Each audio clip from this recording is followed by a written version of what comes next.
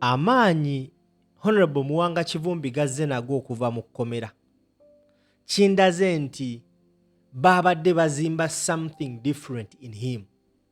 Muwanga Kivumbi abadde kugwa obutujju, awereddwa bail, naye waabadde mu maka ge e Butambala asanze abawagizi nga bamulinze nga alina okwogerako nabo. Muwanga Kivumbi alina ekigambo kyayogere ne ngamba bayinza omukima enkya, naye kiraga nti yeekyaye. Njagala owuliriza statement Kivumbi gy'akoze ku ngeri gye tugenda okujja Museveni mu ntebe y'eggwanga Uganda. Tambuza vidiyo. Miranda kano kayiseewo abantu ba NUP babulira obungi bwe tulina. Omanyayo waliyo fomula zange zenkoze, ninayo fomula gyengenda okubabulira bagiyita 10% of 100%, 10% of 10%, and 10% of 10% is a winning formula. Mutegedde kyengamba bw'oba watumba obulu mumpuliriza, bw'oba watumba obuki mbawombereko sabatifica, bw'oba watumba obulu n'otulekerawo miliyoni meka 2.3 kati 10 miliyoni 3 ku Uganda tuli miliyoni 46. 10% of a miliyoni 46 ziba miliyoni meka? National Unity Platform bebanga ku 10% inako miliyoni meka nga bawagizi baffe ku miliyoni 4 mumpuliriza nga tulinako 10% nga abo ba supporters baba bategeeza emitwalo 40 betuba tulinako 10% mumpuliriza ngabo bali wili okuwayo obulamu bwabwe ebyobugagga byabwe na buli kimu kye balina. Tuba n'abantu emitwalo emeka ena, emitwalo ena Museveni bajja n'agitta asiga obukyayi mu famire emitwalo emeka ena, emitwalo ena bagisigamu obukyayi gizaala emitwalo 16. Kyendagala bategeeza NUP n'abamuvuganya oyo gayi twamuwangula dda, tugenda kukozesa 10% of 10% of 10% n'akuba kunoonya ssente mumpuliriza 10% mumpuliriza nga tugambye nti ekibiina kyaffe tukyetukanyise ku 10 ki buli omu ng'asobola okutuwa ennusu 10 olunaku lumu nga tuli abantu emitwalo emeka ena tube tufuna miliyoni 40 gwe Museveni tuyinza okuteetaaga ssente zo okujjako ne tukutwala nga tugaddeyo nga buli omu aleese ennusu 10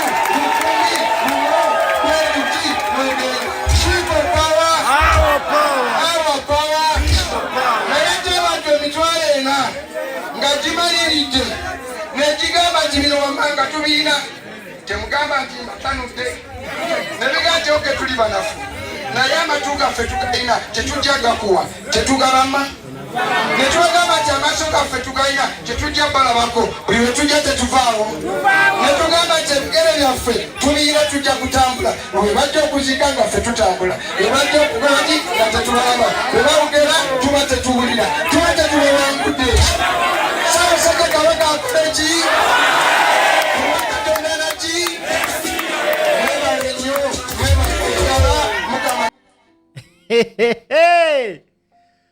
Muwanga Kivumbi ebbanga lyamaze ng'ali mu Mukkomera.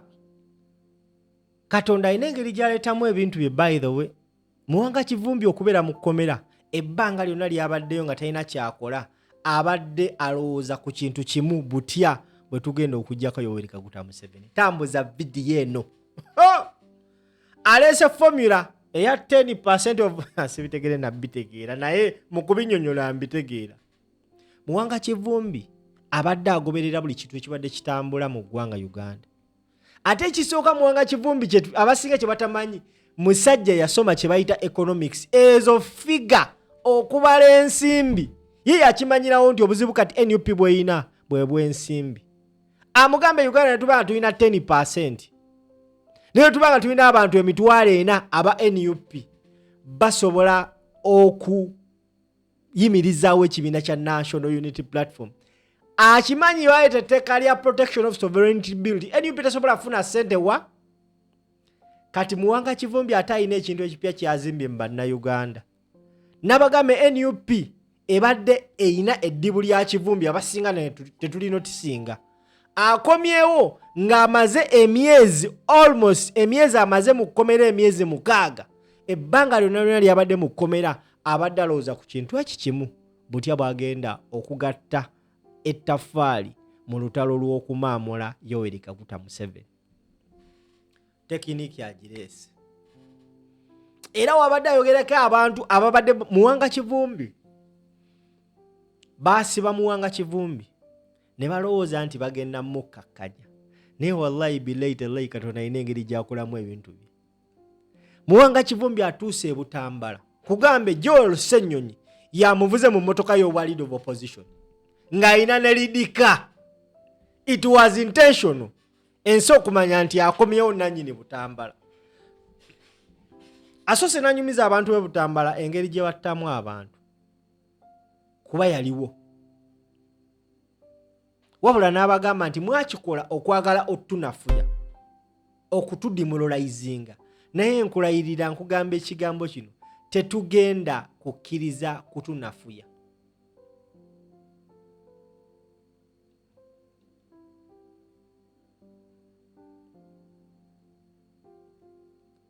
Muwanga Kivumbi agambye tebagenda kukkiriza banafuya. Ebbanga lyonna lyabadde mu kkomera, abadde asoma bitabo, abadde ayiya bwongo, azimba bwongo, ndowooza omutwala mu kkomera kiringanga ate ekyamuyambako. Kubanga wali oba oliawo singa bamubba akalulu nange akangendeko mu America mbeera eyo. Naye ate lido okubanga yabadde deputy president wagenda mu America, fe abasinga abali radical tutandika olowoozamu ebirala. Kati Katonda waleeta blessings in disguise ne basiba Muwanga Kivumbi mu kkomera. Ng'ensonga emusibizza mu butuufu ebadde ya kisiru n'emwongera bwongezi busungu. Muwanga Kivumbi abadde tayogera bw'atyo. He was not a radical person. Naye ebbanga lyamaze mu kkomera afunye ekyokuyiga era abaddeyo ng'ayiiya. Kuba abeera muzisigirako mu kkomera naye abeera mu kkomera tugamba okeera ku makya n'olinda buzibe n'olinda buke n'olinda buzibe. Kati abasinga beebuzaabuza nga basoma ebintu. Era abasinga bave mu kkomera agenda okudda ng'alina ekintu ekimu kyayize kyali tamanyi. Kati bano abasajja bamuwanga abasomi b'ebitabo abaddeyo ng'alimu kugatta avuddeyo ne formula. Formula ate tagituwadde. Butya tugenda omumaamulako Museveni. Agambye buli Munnayuganda obanga owa NUP nusu 10 tuba tetwetaaga ssente za Museveni. Remember, Museveni nga ayisa ekiteeka mu parliament bajjako NUP ssente zeyinofuna. Kati wano Muwanga Kivumbi zino brains wezibadde zeetaagisiza mu kibiina. Ekibiina kinoonya ssente, kyetaaga ssente okulwanninga day to day life affairs naye nga tekirina ssente. Tewali yali alowoozezza ku eno formula Muwanga Kivumbi gy'aleese amaze n'agireeta. Kati njagala ovuga video abantu b'ekkulambiro abawangaalira mu ttuba bannaye ennaku z'omwezi nga 28 teweerabira chairman wange Kagala Joseph Sali kusimba mabega wa Kagala Joseph Sali. Tukoya abasajja abakulu abeesibye mu ntebe y'obwa chairman be basinze otusibako Museveni. Kati tugenda bajjawo oba mwagala bate mwagala gwegera ku makya simbe mabega wa Kagala Joseph Sali. Oyo musajja wanjuukakyuka ate kati mweno kondogolo bamuyita Ronald simba mabega wa Ronald temulina kye mutugamba tugenda tambuza video.